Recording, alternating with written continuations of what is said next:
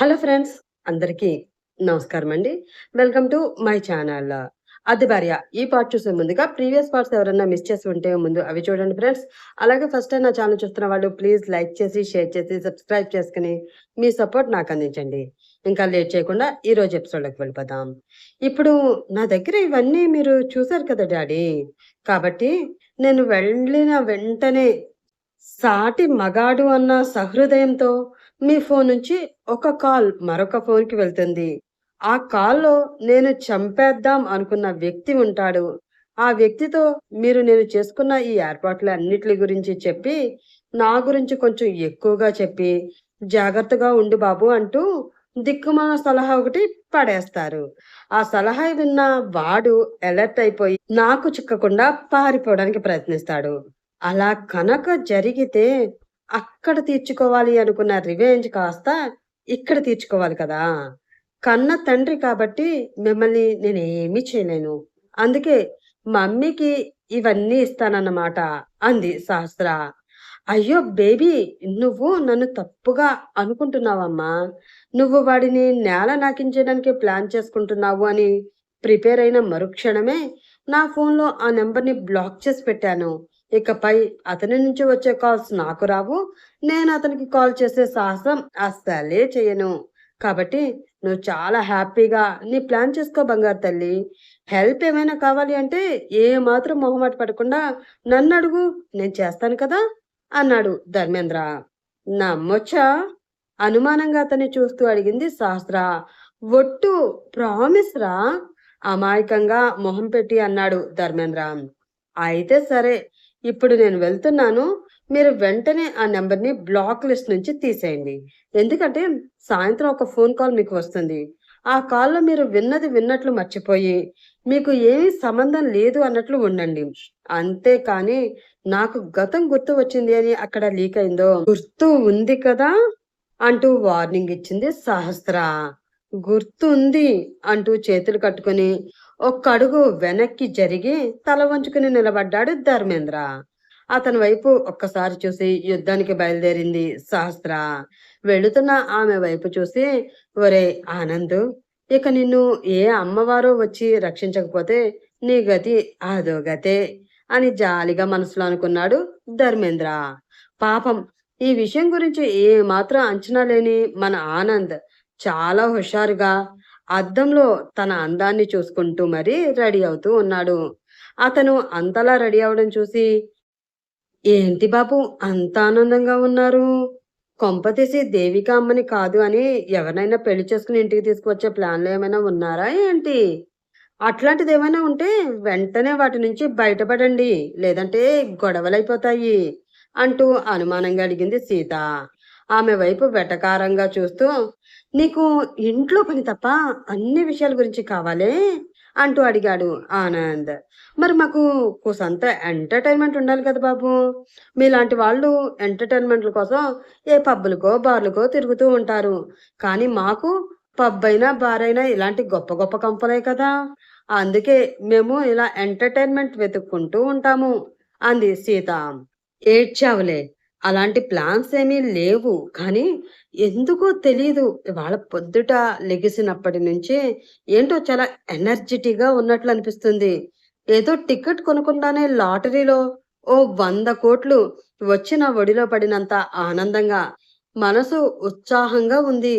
ఏదో మంచి జరగబోతుంది అన్నట్లు గాలి నుంచి పాజిటివ్ వైబ్స్ బాడీని టచ్ చేస్తూ లో లోలోపల వింతైన వైబ్రేషన్స్ పుట్టిస్తున్నాయి అంటూ నవ్వుతూ చెప్పాడు ఆనంద్. కానీ మీరంత ఉత్సాహంగా చెప్తున్నా నాకు మాత్రం ఏదో తేడా కొడుతుంది బాబుగారు.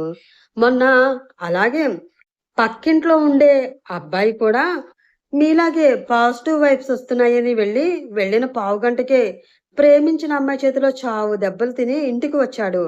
అలాగే మీరు కూడా తళతళ మెరిసిపోతూ ఉన్న ఈ డ్రెస్ వేసుకుని బయటికి వెళ్ళిన మీరు సాయంత్రం వచ్చేటప్పుడు మాత్రం తారు డబ్బాల మొహం నల్లగా మార్చుకుని వేలాడేసుకుని వస్తారు అని నా సిక్స్త్ సెన్స్ గట్టిగా చెప్తుంది అంది సీత. దాంతో ఆమె వైపు సీరియస్ గా చూసి, అయితే ఆ సిక్స్త్ సెన్స్ ని తీసుకువెళ్ళి ఏ సంతలోనో కూరగాయలు అమ్ముకునే వాడికి అమ్మేసిరా. అంతే తప్ప ఒక్కరోజైనా హ్యాపీగా గడిచిపోద్ది అని ఆనందపడుతూ ఉన్న నా సంతోషంలో నిప్పులు పోసే కార్యక్రమం పెట్టుకోకు. అసలే ఈ మధ్యన ఎటువంటి మిరాకిల్స్ జరగకుండా జీవితం ఎడారిలో ఉండే ఎండిపోయిన మావిలా తయారయింది. ఈ రోజైనా కొంచెం ఆ ఎండమావిలో వర్షపు చినుకులు పడతాయి అని మనసు చెప్తుంది. వెళ్ళి వాటిని ఆస్వాదించి వస్తాను. నువ్వు నేను సాయంత్రం వచ్చేసరికి dum biryani with mutton curry ready చేసి పెట్టు. వచ్చాక కుమ్మేస్తాను అని చెప్పి బయటికి వెళుతూ ఉన్నాడు ఆనంద్. అతని వైపు జాలిగా చూస్తూ, మీరు మటన్ బిర్యానీ చేయమన్నా నాకు మాత్రం మీకోసం వేడివేడిగా వేడినీళ్లు కాచి దెబ్బలతో నిండిపోయి వాచిపోయిన మీ శరీరంపై కాపడం పెట్టడానికి సిద్ధంగా ఉండాలి అనిపిస్తుంది. ఆ రేంజ్‌లో డ్యామేజ్ జరుగుతుంది అని ఊహించిన తర్వాత కూడా మటన్ బిర్యానీ వండి వేస్ట్ చేయడం ఎందుకు? చక్కగా మీకోసం చింతపండు చారు పెట్టి 4 వడియాలేపుతాను. సరిపోతుంది అని మనసులో అనుకుంది సీత. దాత్రి లెగ్స్ టాబ్లెట్ వేసుకో అంటూ వాటర్ బాటిల్ తీసుకుని ఆమె దగ్గరికి వచ్చాడు ఆకాష్. అతని వైపు కొంచెం సీరియస్‌గా చూస్తూ నేను వేసుకోను అంటూ మొహం పక్కకు తిప్పుకుంది దాత్రి. ఏ ఎందుకు వేసుకోవు? అడిగాడు ఆకాష్. మీరు నన్ను ఇక్కడే పర్మనెంట్ పేషెంట్‌ని చేసేయాలని ఫిక్స్ అయిపోయారు కదా! అందుకే నేను వేసుకోను. ఇక్కడి నుంచి నన్ను ఇంటికి తీసుకువెళ్తాను అని చెప్పండి. అప్పుడు వేసుకుంటాను అంది ధాత్రి. వేసుకుంటే పర్మనెంట్ పేషెంట్ అవ్వాల్సిన అవసరం లేదమ్మా.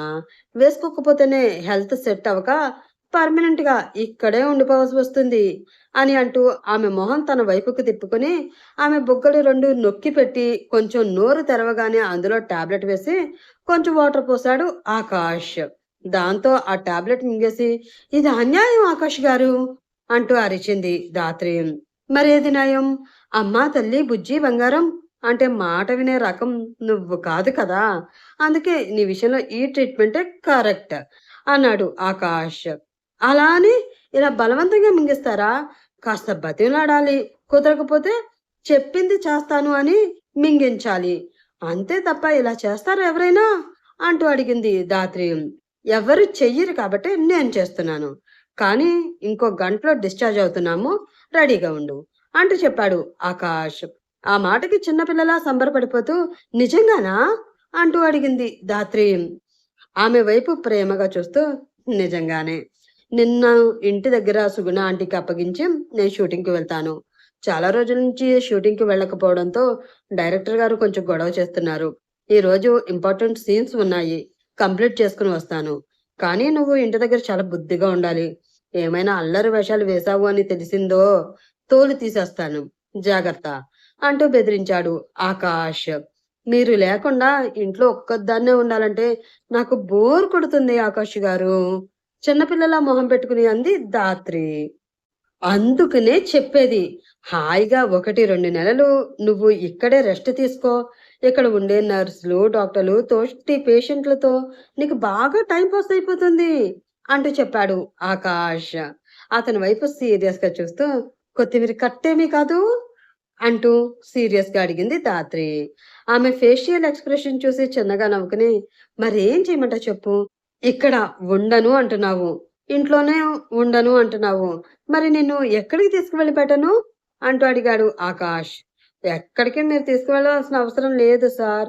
కానీ పర్మిషన్ ఇస్తే చాలు నేను వెళ్ళిపోతాను అంది ధాత్రి. దాంతో సీరియస్‌గా ఆమె వైపు చూస్తూ ఎక్కడికి? ఆఫీస్‌కా? ఆమె వైపు చాలా కూల్‌గా చూస్తూ అడిగాడు ఆకాష్. అరే! మీకు ఎన్ని తెలివితేటలు ఆకాష్ గారు. ఇలా అన్నానో లేదో అలా భలే కనిపెట్టేశారే! అతి ఉత్సాహంగా చెప్పింది ధాత్రి. కనిపెట్టడమే కాదు కాళ్ళు 2 విరిచేసి కుదిరింగా లేకపోతే ఒక మూలన కూర్చోపెడతాను. సీరియస్‌గా చెప్పాడు ఆకాష్. దాంతో మూతి ముడుచుకుని సరే ఈ హాస్పిటల్ కన్నా ఇల్లే నయం. తీసుకువెళ్ళి అక్కడ పడేయండి నన్ను అంది ధాత్రి. నిన్ను ఎక్కడ పడేయాలో నాకు బాగా తెలుసు కానీ కళ్ళు నోరు 2 మూసుకుని నేనెక్కడికి తీసుకువెళ్తే అక్కడికి కామ్‌గా వచ్చాయి అన్నాడు ఆకాష్. అలాగే కొంచెం గొతుకులు ఉన్న రోడ్డు మీద కాకుండా సాఫీగా ఉన్న రోడ్డు మీద తీసుకువెళ్ళండి. పడిపోతాను అన్న భయం లేకుండా హాయిగా, ప్రశాంతంగా మీ చెయ్యి పట్టుకుని మీ వెనక్కి వచ్చేస్తాను అంది ధాత్రి. ఆమె వైపు చూసి చిన్నగా నవ్వుతూ సరే రెడీ అవ్వు. ఫార్మాలిటీస్ అన్నీ కంప్లీట్ చేసి వస్తాను అని చెప్పి అక్కడి నుంచి బయటకు వెళ్ళాడు ఆకాష్. దాంతో చాలా రోజుల నుండి చూస్తూ ఉన్న హాస్పిటల్ వాతావరణం నుంచి బయటపడుతున్నాను అన్న ఫీలింగ్ మనసుని ప్రశాంతంగా మార్చేయడంతో వెంటనే ఇంటికి వెళ్ళడం కోసం సిద్ధమవుతూ ఉంది ధాత్రి. చాలా హుషారుగా విజిల్ వేసుకుంటూ ఆఫీస్‌కి వచ్చి, ఆఫీస్‌లో ఉన్న స్టాఫ్ అందరిని నవ్వుతూ పలకరించి, తన క్యాబిన్‌లోకి వెళ్ళాడు ఆనంద్. అక్కడ అతని కోసం ఎదురు చూస్తూ కూర్చొని ఉంది సహస్ర. క్యాబిన్‌లోకి అడుగు పెట్టిన వెంటనే ఆమెను చూసిన అతనికి, అతని పెదవులపై చిరునవ్వు వచ్చినా, ఆమె తన సీట్‌లో కూర్చొని ఉండడం చూసి కొంచెం అయోమయంగా ఫీల్ అవుతూ, "ఏ నువ్వేంటి నా సీట్‌లో కూర్చున్నావు?" అంటూ సీరియస్‌గా అడిగాడు అతను. దాంతో కంగారుగా పైకి లేచి, అయ్యో! ఇది మీ సీటానా sir? Sorry sir. Half brain దాన్ని కదా! ఇది ఎవరి సీటో, ఎవరు కూర్చోవాలో తెలుసుకోలేక పొరపాటున నాది అనుకుని మీ సీట్‌లో నేను కూర్చుండిపోయాను. I am very sorry sir అని అంటూ తన ఒంటి మీద ఉన్న చున్నీ తీసి ఆ చైర్‌ని నీట్‌గా తుడిచి క్లీన్ చేశాను సార్. ఇప్పుడు మీ చైర్‌లో మీరు కూర్చోండి అంటూ చెప్పింది సహస్ర. ఆమె ప్రవర్తనలో వింత తేడా కనిపిస్తూ ఉండడంతో, ఏంటిది ఏదో తేడా కొడుతుందే అని మనసులో అనుకుంటూ వెళ్ళి, అతను ఆ చైర్‌లో అతను కూర్చుంటూ ఉండగా, "ఒక్క నిమిషం ఆనంద్" అంటూ గట్టిగా పిలిచింది దేవిక. దాంతో అటువైపు తిరిగి చూసి, వామ్మో! ఇదెప్పుడొచ్చింది అని మనసులో అనుకుంటూ, ఏంటి దేవిక నువ్వేంటి ఇలా వచ్చావు? అంటూ ఆశ్చర్యం నటిస్తూ అడిగాడు ఆనంద్. ఏ రాకూడదా? త్వరలో పెళ్లి చేసుకోబోయే వాళ్ళం. ఇలా కలుస్తూ ఉండడం తప్పేమీ కాదు కదా! నాకు నిన్ను చూడాలి అనిపించింది. వచ్చేసాను. అయినా ఆ విషయం పక్కన పెట్టు. ముందు దీని సంగతి తేల్చు. ఎంత ఆఫ్ బ్రెయిన్ అమ్మాయి అయితే మాత్రం నీ సీట్‌లో తనెందుకు కూర్చుంటుంది? ఎంత ధైర్యం దీనికి? నీకు కాబోయే పెళ్ళాన్ని అయిన నేనే ఇప్పటి వరకు ఆ ధైర్యం చేయలేదు. అలాంటిది దీనికెంత ధైర్యం ఉంటే ఆ చైర్‌లో కూర్చోవాలి? అని సీరియస్‌గా అడిగింది దేవిక. ఇప్పుడు దీని బాధేంటి? అది నా సీట్‌లో కూర్చుంది అనా? లేక ఇప్పటి వరకు ఇది నా సీట్‌లో కూర్చోలేకపోయింది అనా? అని మనసులో అనుకుని, పోనీలే వదిలేయ్ దేవిక. ఏదో పిచ్చిది. పిచ్చి పిచ్చి పనులు అలా చేస్తూ ఉంటుంది. అలాంటి వాళ్ళని చూసి చూడనట్లు ముందుకు వెళ్ళిపోవాలి కానీ, ఇలా వాళ్ళతో వాదన పెట్టుకుని టైం వేస్ట్ చేయడం ఎందుకు చెప్పు? అన్నాడు ఆనంద్. దాంతో కచ్చిగా అతని వైపు చూసి, నీకు బాగా బలిసిందిరా. వీధుల్లో తిరుగుతూ బాత్రూంలు కడుక్కునే పెనాయిల్ బాటిల్స్ అమ్ముకునే దానిలా ఉన్న దీన్ని చూసుకునే కదా నన్ను ఆఫ్ బ్రెయిన్ అని పక్కన పెడుతున్నావు. చెప్తారా నీ సంగతి అని మనసులో అనుకుని, I am very sorry madam. అది సార్ చైర్ అని మర్చిపోయి కూర్చున్నాను. అయినా సార్ ఎప్పుడు అంటూ ఉంటారు, ఈ ఆఫీస్ మొత్తం నాది మాత్రమే కాదు నీది కూడా. ఇక్కడ బాస్ నేనైనా నాకు బాస్ నువ్వు. నువ్వు ఎక్కడైనా ఎప్పుడైనా ఎలా అయినా కూర్చోవచ్చు అని. ఆయన అలా చెప్తూ ఉండడంతో అవే మాటలు బ్రెయిన్‌లో పెట్టుకుని, నేను ఇక్కడ ఉన్న ఎంప్లాయీస్‌లో ఒకరిని అని మర్చిపోయి, ఆయన చైర్‌లో కూర్చున్నానే తప్ప, బాస్ చెప్పినా సరే ఆయన చైర్‌లో కూర్చోవాలన్న ఆలోచన నాకు ఎప్పుడూ రాలేదు మేడం అంటూ చాలా ఇన్నోసెంట్‌గా చెప్పింది సహస్ర. ఆ మాటతో షాకింగ్‌గా ఆమె వైపు చూసి, ఏంటి నేనా? దీన్ని నా చైర్‌లో కూర్చోమన్నానా? ఎప్పుడు? అని మనసులో అనుకున్నాడు ఆనంద్. ఏంటి ఆనంద్ ఇది? తను చెప్తున్నది నిజమేనా? నువ్వు దాన్ని నీ చైర్‌లో కూర్చోమన్నావా? అంటూ సీరియస్‌గా అతన్ని నిలదీసింది దేవిక. ఆ మాటతో స్పృహలోకి వచ్చి, ఛీ! నేను తననెందుకు నా సీట్‌లో కూర్చోమంటాను? తన మీద నాకు జాలి ఉన్న మాట నిజమే. కానీ మరీ నా చైర్ దానం చేసేంత ప్రేమైతే లేదు. ఏదో బ్రెయిన్ దొబ్బిన క్యాండిడేట్ కదా! అందుకనే అలా మాట్లాడుతూ ఉంటుందేమో దేవిక. నిజంగా తను చెప్పింది నిజం కాదు అన్నాడు ఆనంద్. అతనికి కోరస్ పాడుతూ నిజమే సార్ అంది సహస్ర. నిజం లేదు అంటే మళ్ళీ నిజమే అంటావేంటి? కాసేపు నోరు మూసుకునుండు సీరియస్ అయ్యాడు ఆనంద్. నువ్వు కొంచెం ఆగు ఆనంద్. ఏది నిజమో ఏది నిజం కాదో నేనిప్పుడే తేలుస్తాను అని అంటూ సూటిగా సహస్ర వైపు చూసి నువ్వు చెప్పు ఏంటి ఆ నిజం? అంటూ అడిగింది దేవిక. సార్ చెప్పింది మొత్తం నిజమే మేడం. నేను సార్‌తో నన్ను ఎవరైనా ఈ సీట్‌లో ఉండడం చూస్తే బాగోదు సార్ అని చెప్తే, చూసిన వాళ్ళకి ఇదే మాట చెప్పి నమ్మించొచ్చు. పాపం పిచ్చిది తెలియక కూర్చుందిలే అని వదిలేస్తారు. అంతే తప్ప పెద్ద సీన్ చేయరు, అనుమానించరు అని చెప్పారు సార్ కాబట్టి ఆయన చెప్పిందంతా నిజమే మేడం అంది సహస్ర. ఆ మాట విని అదిరిపడి, ఏ ఏ ఏంటి అలా చెప్తున్నావు? నీతో నేను ఎప్పుడైనా అలా అన్నానా? అసలు ఏం మాట్లాడుతున్నావు నీకు అర్థమవుతుందా? ఏం మాట్లాడినా నువ్వు నా కంపెనీలో వర్క్ చేస్తున్న ఎంప్లాయివి. అది గుర్తుంచుకుని మాట్లాడు అంటూ బెదిరించాలని చూశాడు ఆనంద్. అంటే ఏంటి సార్? ఇప్పుడు దేవిక మేడంకి నేను నిజం చెప్పాను అని నన్ను జాబ్ నుంచి తీసేస్తాను అంటూ బెదిరిస్తున్నారా మీరు నన్ను? అమాయకంగా మొహం పెట్టుకుని అడిగింది సహస్ర.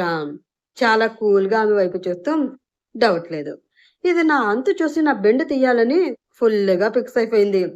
కనిపించడానికి అమాయకంగానే కనిపిస్తుంది. కానీ నా సిట్యుయేషన్ అర్థం చేసుకుని మరి నాతో చాలా పెద్ద గేమే ప్లాన్ చేసింది అని మనసులో అనుకుంటూ కొంచెం బెదురుగా దేవిక వైపు చూశాడు ఆనంద్. అతన్ని చంపేసేలా చూస్తూ ఉంది దేవిక. ఏంటి దేవి ఆ చూపు? అంటే తన మాటలు నమ్మి నన్ను అనుమానిస్తున్నావా నువ్వు? ఇదేనా మన ఇన్ని రోజుల పరిచయంలో నీకు నాపై ఉన్న నమ్మకం? అంటూ సెంటిమెంట్‌ని వాడాలి అని చూశాడు ఆనంద్. ఆ మాటతో కొంచెం కరిగే ఆలోచించబోతూ ఉంది దేవిక. అప్పుడే అమ్మాయిలకి నమ్మకం కలగాలంటే మాటలు చెప్తే చాలదు. చేతల్లో కూడా చేసి చూపించాలి. నా మనసులో నీకు స్థానం కల్పించినట్లే ఆఫీస్‌లో ఉన్న సీట్‌లో కూడా నీకు స్థానం కల్పిస్తాను. ప్లీజ్ కూర్చో అని మీరు నాతో చెప్పారు కదా సార్! ఆ డైలాగ్. అలాగే మరొక్క డైలాగు కొంచెం పెంచి మేడంతో చెప్పండి. ఈజీగా పడిపోతారు మేడం అంది సహస్ర. ఆ మాటతో ఆమె వైపు సీరియస్‌గా చూస్తూ, చూడు సహస్ర, నీకు నా మీద ఏమైనా కోపం ఉంటే మేడం వెళ్ళిపోయాక ఒక్క అరగంట టైం నీకిచ్చేస్తాను. గదిలోకి తీసుకువెళ్ళి కుమ్మి పాడేయి. అంతే తప్ప కాసేపు నోరు తెరవకే బాబు, నీకు దండం పెడతాను అంటూ కోపం ప్రదర్శిస్తూనే బతిమిలాడుకున్నాడు ఆనంద్. అలాగే సార్. కానీ ఆ అవకాశం ఏదో మేడంకి ఇవ్వండి సార్. మేడం కొంచెం కూల్ అయ్యి మీకు తన జీవితంలోకి ఎంట్రీ పాస్ ఇస్తారేమో చూద్దాం అంది సహస్ర. అలాగే. నీ అద్భుతమైన సలహాకి ఒక దండంగానే నువ్వు ముందు అర్జెంటుగా వెళ్ళి నిన్న రావు గారికి రెడీ చేయమని చేసి పెట్టమని కొన్ని ఫైల్స్ ఇచ్చాను. వాటి పని అయ్యిందో లేదో కనుక్కొని, అయితే వెంటనే అవి తీసుకుని రా. అవ్వకపోతే దగ్గరుండి ఆ ఫైల్స్ కంప్లీట్ చేయించుకుని, అప్పుడు అవి తీసుకుని రా అంటూ ఆర్డర్ వేశాడు ఆనంద్. అంటే ఇలా నన్ను సీన్ నుంచి తప్పించాలి అని చూస్తున్నావా?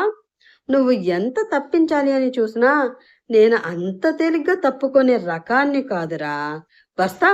నువ్వడిగిన ఫైల్స్ తీసుకుని మళ్ళీ వస్తా అని మనసులో అనుకుని ఓకే సార్ అంటూ బయటికి వెళ్ళింది సహస్ర. దానితో రిలాక్స్డ్‌గా ఊపిరి తీసుకుని దేవిక వైపు చూసి, నిజం చెప్తున్నాను దేవి.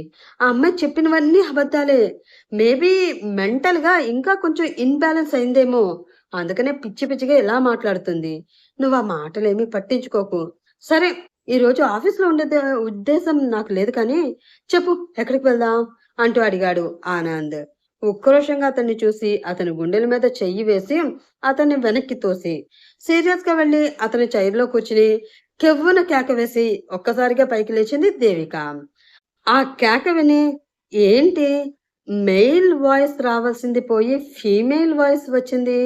కొంపతీసి మేడం మనోభావాలు దెబ్బతిని అతన్ని పక్కకు తోసి వెళ్ళి ఆ చైర్‌లో ఆమె కూర్చోలేదు కదా!